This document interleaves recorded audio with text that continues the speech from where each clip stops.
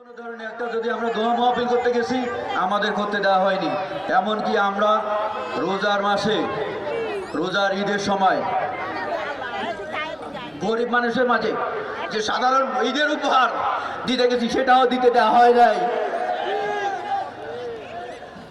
আমি 10 বছরের মধ্যে আমাদের বাংলাদেশ, সিঙ্গাপুর, জাপান, কোরিয়ার সাথে পাল্লা দিয়ে একভাবে চলতে পারবে যদি কিনা আমরা সত্যিকারে আমাদের নেতা জনাব তারেক রহমান যে 31 দফা দিয়েছেন ঘোষণা, সেটি যদি সত্যিকারের বুকে ধারণ করে আমাদের দেশ গড়ার কাজ আমরা করি, তাহলে আমাদের দেশ ইনশাল্লাহ সিঙ্গাপুরের থেকে আরও উন্নয়নশীল দেশে আমরা পরিণত করতে পারবো। বিশেষ করে আমি আমাদের দেশে যারা হিন্দু আছেন, বৌদ্ধ, খ্রিস্টান, তাদের দেখা রাখার দায়িত্ব আমাদের।